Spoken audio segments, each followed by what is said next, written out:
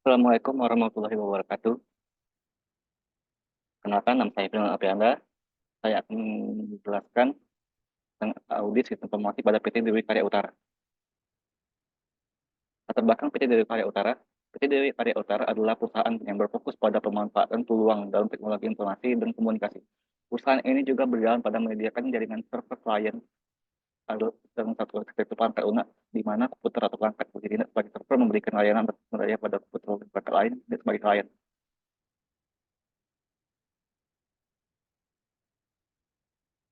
Beralamat di Jalan Karya Baru, Ilir Barat 1, Tanjung Barangan, Palembang.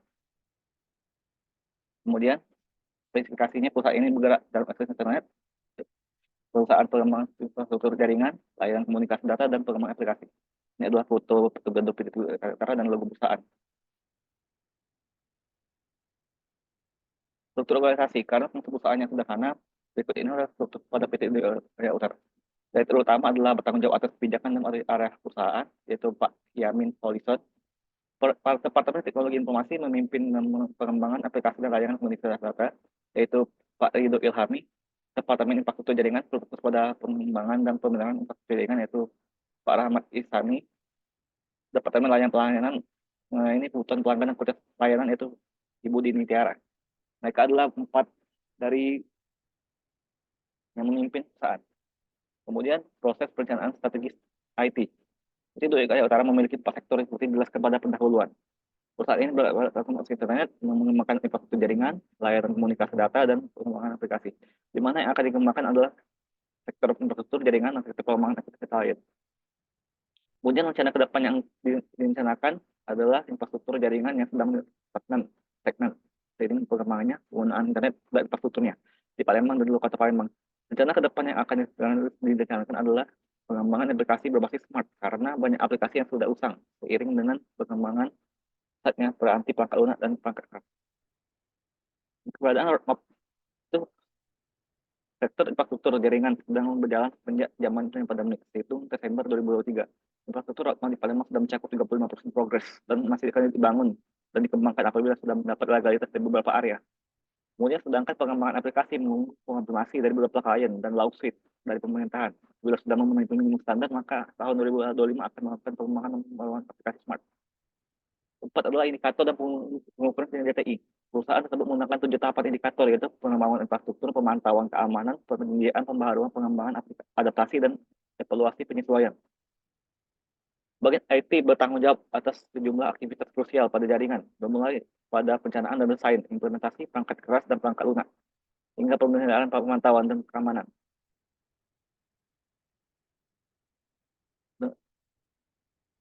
Mereka memastikan bahwa jaringan beroperasi secara efisien, aman, dan dapat dikendalikan, dengan memberikan perhatian dan dukungan pada pengguna akhir. Kita menjaga produktivitas secara keseluruhan.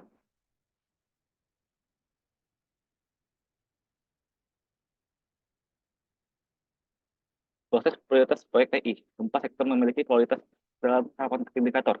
Yang pertama, akses internet memiliki kualitas minimal karena pipeline diatur oleh jaringan Singapura dan diatur oleh Kominfo, sehingga perusahaan tidak dapat langsung dalam uptime akses internet.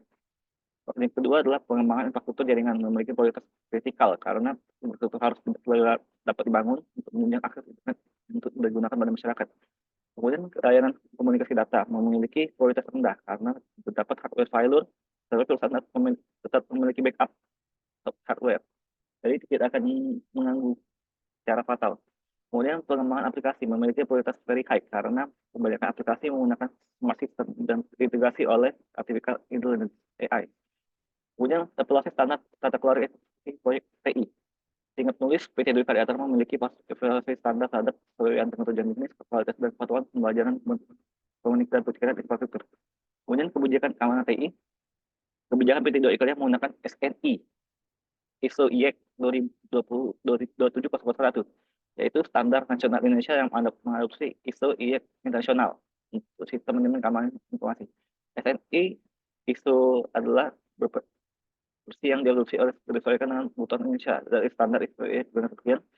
SNI memberikan panduan pada organisasi di Indonesia untuk menerapkan praktik terbaik untuk mengelola keamanan informasi sesuai dengan konteks dan regulasi lokal. Kemudian proses penilaian risiko. Proses penilaian risiko pada periode utara mengacu pada 5 tahap standar, yaitu identifikasi risiko, analisis risiko, evaluasi risiko, pengendalian risiko, dan pemantauan pengawasan risiko. Kemudian evaluasi kemampuan staf TI. Kemampuan staf TI pada diri kalian selagi menjadi staf lapangan minimal telah menempuh diploma dan memiliki stamina yang tinggi. Job desk itu minimal telah menempuh diploma dan ramah dalam komunikasi. Yang ketiga, staf inti termasuk para pemimpin tempat tadi, termasuk staf pemimpinnya support identifikasi dan mereka harus menguasai minimal menguasai informasi operasi, tahu menguasai jaringan komputer, menguasai program komputer, penanganan virus dan malware, mengetahui masalah komputer dan cepat. Untuk staf biasa minimal mendapatkan gelar strata dan staf inti harus telah mendapatkan salah satu sertifikasi. Lebih minimal salah satu. Seperti MTS, MCIP, PMP, CSIP, CCSA, CCNA, CCIE, dan RHECE. Kemudian evaluasi kebijakan dan proses data. Pertama, kebijakan keamanan pendidikan evaluasi untuk memastikan bahwa mereka memenuhi standar keamanan yang ditetapkan sesuai dengan kebutuhan organisasi. Ini meliputi kebijakan akses, pengaturan kata sandi kuat, pengaturan firewall, dan pengatur akses cepat. Selain itu, proses pengumpulan penyimpanan database dan penggunaan data evaluasi dengan memastikan kepatuhan terhadap pengaturan data dan regulasi yang relevan.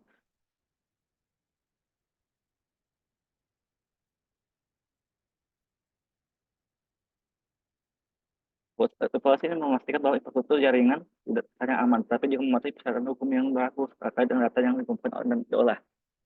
Kemudian 11 keberadaan proses penggunaan hukum.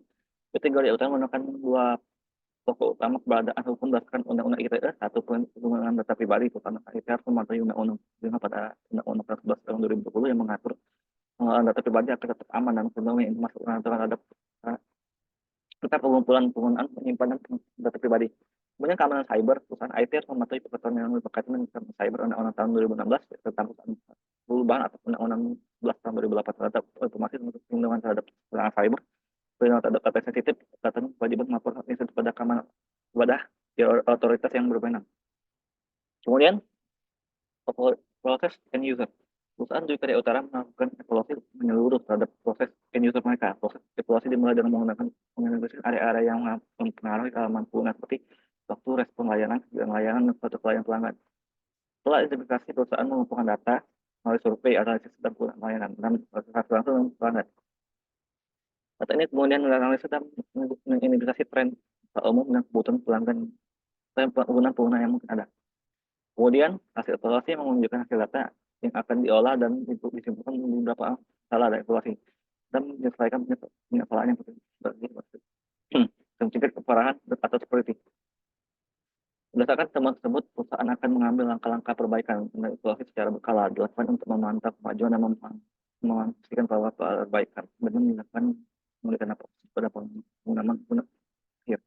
Dengan demikian, evaluasi proses end user akan membantu perusahaan untuk meningkatkan kualitas pelayanan mereka dan memenuhi harapan pelanggan.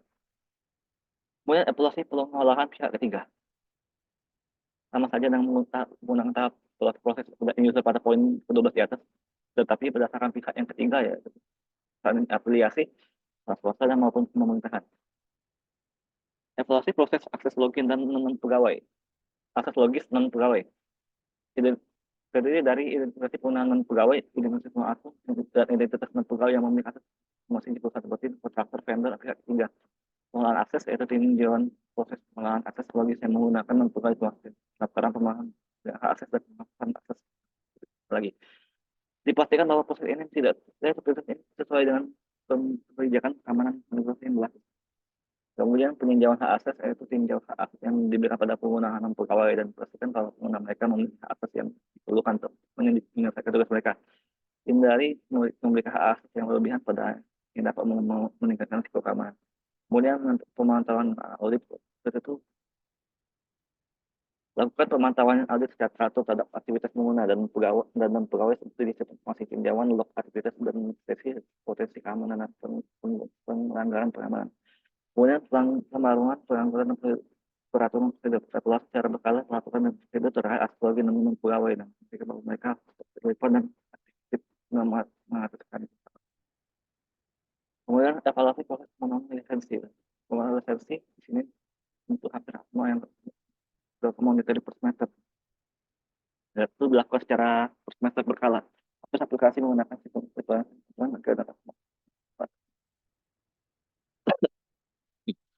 dan akan melakukan ekstensi lisensi. Lisensi pada perusahaan milik karyawan yang memiliki lisensi haki, itu hak kekayaan intelektual seperti kewenangan hak web, lisensi massal seperti end user license agreement, yaitu EULA atau pemakaian. Proses pengendalian remote access yaitu proses pada pengendalian remote access yang berlaku di KYT memiliki tujuh perusahaan, tujuh pengendalian untuk mengakses dan mengontrol komponen dari DL, yaitu polisi dan prosedur, kebijakan prosedur, ratifikasi dan verifikasi, inskripsi, pencatatan pemantauan, akses, manajemen patch, dan keamanan fisik. Punya prosedur hearing dan termination. Prosedur hearing dan terminasi berlaku pada pelukan pegawai dan peserta proyek dan lainnya.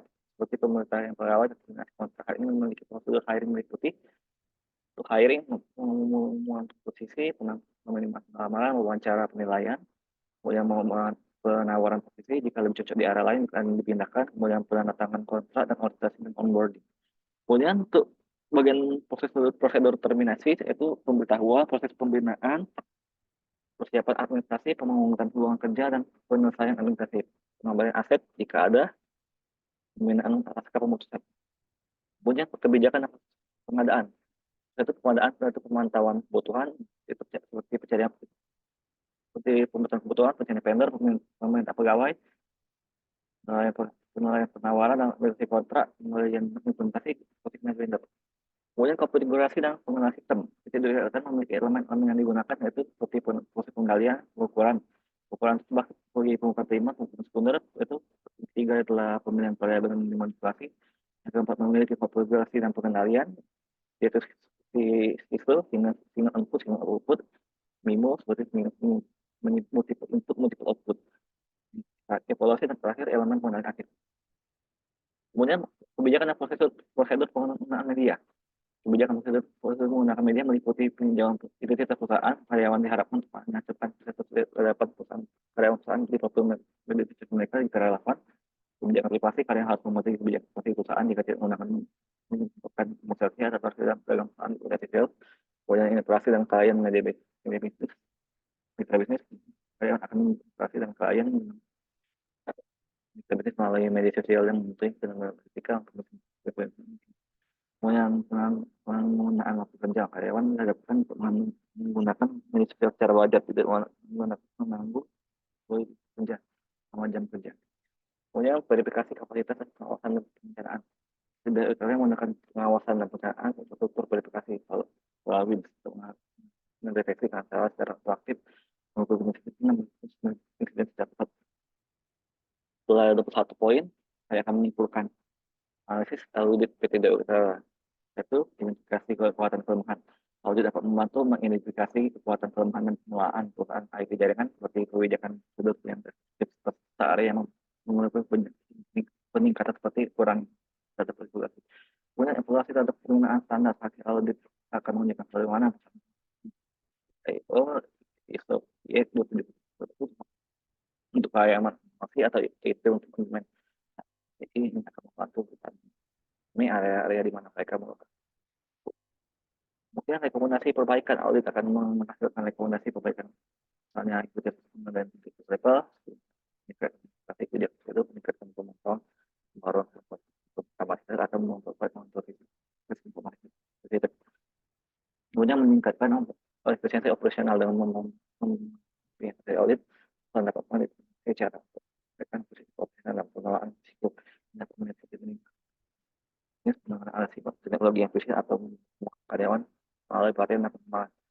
Kemudian peningkatan kualitas layanan audit juga dapat membantu meningkatkan kualitas layanan yang mendetail perusahaan berjalan dengan baik pemahaman dan level perusahaan untuk meningkatkan puas pelanggan dan meningkatkan bahan.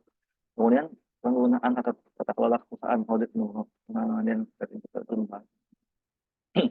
membantu memperkuat tata kelola perusahaan secara keseluruhan dengan meningkatkan stabilitas. Hal ini dapat meningkatkan kepercayaan pemain dan investor terhadap perusahaan. Itulah dapat belakangnya. Setelah sesi saya hari ini, jika maaf jika kalau saya salah, karena saya akhiri tapi ini Umur.